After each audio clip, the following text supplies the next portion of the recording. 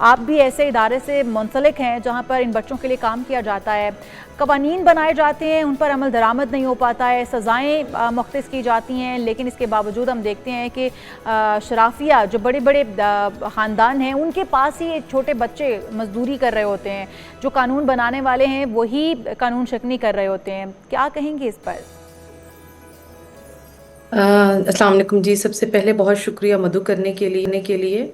और मैं एक दफ़ा फिर अप्रिशिएट करूंगी रोल ऑफ मीडिया को कि मीडिया इस तरह के इश्यूज़ को हाईलाइट करता है, क्योंकि बहुत ज़रूरी है इस तरह की टॉपिक्स पे बात करना। जहाँ तक बात आ गई चाइल्ड लेबर की, तो देखिए बहुत सारी इंटरनेशनल कमिटमेंट्स पाकिस्तान ने ऑलरेडी की हुई हैं। अगर हम लीकर और पॉलिसी फ्रेमवर्क की बात करें तो पाकिस्तान बाउंड है इंटरनेशनल कमिटमेंट्स के थ्रू जो ऑलरेडी साइन कर चुका है, जिसमें मैं बेसिक जो 3 कवानीन है, आईएलओ कन्वेंशन 138 जो है वो डिफाइन करता है कि मिनिमम एज क्या होगी चाइल्ड लेबर के लिए। सेकेंडली इसी तरीके से आईएलओ कन्वेंशन कन्वेंशन 182 जो है वो worst form of child labour को डिफाइन करता है। और ठीक है। तीसरा जो है यूएन कन्वेंशन चाइल्ड राइट, जो चाइल्ड राइट्स का कन्वेंशन यूएन में पाकिस्तानी स्टेट ने साइन किया है, वो जो बच्चों के हकूक है उसको जो है ना वो मुतारफ करा रहा है, उसके बारे में एक्सप्लेन कर रहा है। तो जब हम इंटरनेशनल ट्रिटीज को साइन करके आते हैं और फिर उसके ऊपर हम लेजिस्लेशन करते हैं, अनफॉर्चुनेटली पाकिस्तान एक ओवर लेजिस्लेटिव कंट्री है जहां पर लेजिस्लेशन तो बहुत इजीली हो जाती है लेकिन इम्प्लीमेंटेशन ज़ीरो है। यही दुरुस्त। वजह है कि आज हम इस तरह के इश्यूज के साथ जो हैं वो लड़ रहे हैं 2025 में भी। हिना साहिबा, मिनिमम एज की आपने बात की है।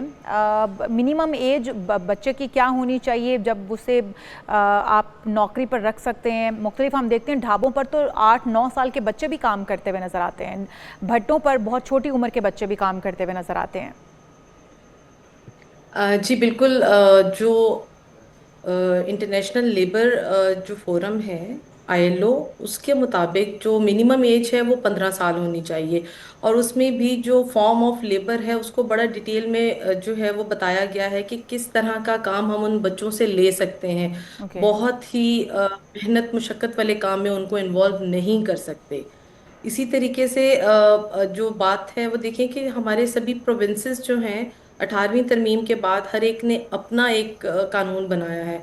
अब तक हम उन कवानीन में बच्चों की जो एज है उसको एक स्ट्रीमलाइन नहीं कर सके।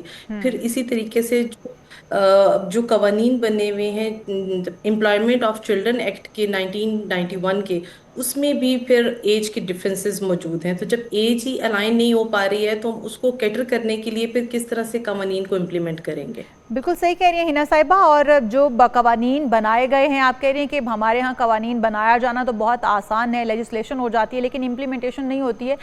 इस चीज़ का बहुत फुकदान है। अगर हम देखें जो 20,000 रुपया जुर्माना और 1 साल की तकरीबन सज़ा उन अफराद के लिए रखी गई है जो कि चाइल्ड लेबर के मुर्तकब पाए जाते हैं, आप समझती हैं कि ये सज़ा और ये जुर्माना काफ़ी है?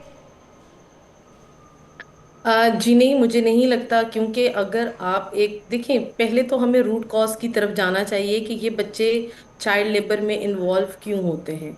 कुछ तो ऐसे हैं जो कि क्लाइमेट या कुछ ऐसे जो मैन मेड डिजास्टर्स हैं उनकी वजह से इकोनॉमिकली सिचुएशन ऐसी होती है कि इन बच्चों को मजबूरन चाइल्ड लेबर में धकेल दिया जाता है, फोर्सफुली बाय पेरेंटिंग, या उनको खुद अपना जरिया माश बनाना पड़ता है। या फिर कुछ चीज़ें ऐसी होती हैं कि जो स्टेट की जिम्मेदारी हैं, जैसे कि स्टेट का काम बनता है कि वो सोशल प्रोटेक्शन स्कीम स्टार्ट करे। सिर्फ ये नहीं है कि आपने कुछ स्कीम्स बनाई जो कि फैमिलीज को सपोर्ट कर रही हैं, स्पेसिफिकली फॉर द चिल्ड्रन आपने अभी तक कोई ऐसी स्कीम नहीं बनाई जहां पर जो बच्चे जो ऑर्फन्स हैं उनको किसी तरीके से हम फैसिलिटेट कर सके। बिल्कुल तो सही फिर कह आप रही हैं जो आप ये हिना साहिबा। सजाएं बहुत सारे लगाते ऐसे हैं। बच्चे हैं जो कि नागहानी आफात के अंदर अकेले रह गए हैं, जिनका कोई घर वाला नहीं बचा, वालिदैन नहीं बचे।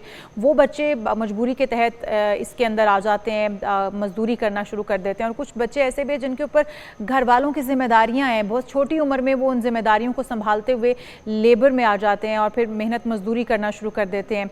आपके पास गवर्नमेंट के लिए क्या तजावीज़ हैं? क्या इस तरह की स्कीम्स लाई जा सकती हैं? किस तरह से कोई इकदाम किए जा सकते हैं कि इन बच्चों को कैटर किया जा सके? जो बच्चे हम देखते हैं कि लावारिस हो चुके हैं, ऑर्फन हाउसेस के अंदर कुछ बच्चे तो हैं लेकिन वो मजदूरी करने पर मजबूर हैं, कुछ बच्चे अपने घरों को चलाने पर मजबूर हैं और उनके ऊपर भारी जिम्मेदारियां आयद होती हैं, जिसकी वजह से वालिदैन या तो काम करने के लायक नहीं हैं, अगर हैं तो वो खुद ज़बरदस्ती बच्चों को इसके अंदर धकेल देते हैं। तो क्या पॉलिसीज़ मुरतब करने की ज़रूरत है, क्या इकदाम गवर्नमेंट को करने की ज़रूरत है, क्या सजेशन देना चाहेंगी आप? जी, मेरे पास 3-4 रिकमेंडेशंस हैं, जिसमें से सबसे पहले तो सोशल प्रोटेक्शन स्कीम्स, जैसे कि मैंने पहले भी कहा, स्पेसिफिकली फॉर द चिल्ड्रंस को इंट्रोड्यूस कराने की बहुत शदीद ज़रूरत है। हम बात करते हैं एसडीजी गोल्स की, सस्टेनेबल डेवलपमेंट गोल्स 2025 में हम ये कह रहे हैं कि हम चाइल्ड लेबर का खात्मा कर देंगे, लेकिन हम अभी तक चाइल्ड लेबर को कैटर नहीं कर पाए हैं। इन चीज़ों को देखते हुए सबसे पहले बच्चों के लिए सोशल प्रोटेक्शन स्कीम्स बनाई जाएं, और फिर उन प्रोटेक्शन स्कीम्स को सिर्फ ये नहीं है कि हम उनको पैसे दे रहे हैं और वही कंटिन्यूसली चलता जा रहा है। कुछ ग्रेजुएशन प्रोग्राम होना चाहिए जिसमें वो बच्चे अगर सस्टेन कर जाएं, वो पढ़ लिख जाएं, या उन्हें कोई अपना स्टार्टअप ग्रांट उनको मिल जाता है, वो अपना कोई इनिशिएटिव स्टार्ट कर लेते हैं और वो एक मिनिमम रेंज को कवर करते हैं, तो उनको, जैसे पीपीएफ करता है ग्रेजुएशन पॉलिसी के तहत, उनको फिर उस स्केल से अपग्रेड किया जाए और सोशल सही। प्रोटेक्शन स्कीम इस तरह से काम करे। सेकेंडली, जो स्ट्रेंथन है लीगल फ्रेमवर्क में जितने भी लिकुनास हैं, उसकी वजह से आपको बच्चे जो हैं वो सड़कों पर, बच्चे होटलों में काम करते हुए, भट्ठों पे मजदूरियां करते नजर आते हैं, इवन दो डोमेस्टिक लेबर में इन्वॉल्व नजर आते हैं। हम्म। अगर हम लीगल फ्रेमवर्क को स्ट्रॉन्ग कर लें और उसके साथ साथ हम अपने डाटा और मॉनिटरिंग मैकेनिज्म को इम्प्रूव करें। अब देखिए, बहुत मिनिमम आपको नजर आता है जहां पर चाइल्ड लेबर से रिलेटेड आपको डाटा मिल जाए, बिल्कुल। अपडेटेड डाटा अवेलेबल नहीं होता। वो यही रीजंस हैं कि हम उन बच्चों को काउंटडाउन में नहीं लेके आ रहे। जब काउंटडाउन में नहीं लेके आएंगे तो फिर किस तरह से उनके लिए स्कीम्स बनेंगी, वो पॉलिसी फ्रेमवर्क किस तरह से उनके ऊपर इम्प्लीकेबल होंगे। इसी अच्छा तरीके से जब हिना साहिबा, एक डिजास्टर और आते चीज़ हैं। भी है ना कि घरों के अंदर जो मुलाजमत पे रखे जाते बच्चे हैं उनका कोई डाटा ही नहीं रखा जाता। पुलिस स्टेशंस में वैसे तो ये पाबंद है कि आपको अगर घर में कोई भी मुलाजिम रखना है तो उसकी रजिस्ट्रेशन बाकायदा करवाई जाए, लेकिन आप भी जानती हैं हमारे इर्द गिर्द में जहाँ पर भी बच्चे घरेलू मुलाजमत पर रखे जाते हैं उनका कोई डाटा ही मुरतब नहीं किया जाता है, उनका कोई रिकॉर्ड नहीं होता। फिर उनके बाद उनके ऊपर इस तरह का घर के अंदर इस तरह के तशद्दुद किए जाते हैं। हमने देखा कि बच्ची को जला दिया गया, इस्त्री लगाकर जला दिया जाना, इस तरह के बहुत सारे वाकयात और भी हमारे सामने आते हैं जहाँ पर तशद्दुद कर करके ख़वातीन या मर्द घर के उन बच्चों को ज़ुदोकोब करते हैं और जान से जाना बाकी रह जाता है, बाकी उन बच्चों के साथ बहुत तशद्दुद किया जाता है। इसके हवाले से भी कोई कवानीन अब तक लागू किए जा सके हैं, कोई कवानीन बनाए इवन जा सके हैं? इम्प्लीमेंटेशन तो बहुत बात की बात है। जी, कवानीन मौजूद हैं लेकिन इम्प्लीमेंटेशन नहीं है। साथ साथ जो बात है डाटा की, जब कुछ लोग आपकी गिनती में ही नहीं आ रहे हैं कि वो एग्जिस्ट करते हैं आपकी कंट्री में, तो फिर आप किस तरह से वो कवानीन उनके ऊपर इम्प्लीमेंट कर रहे होंगे।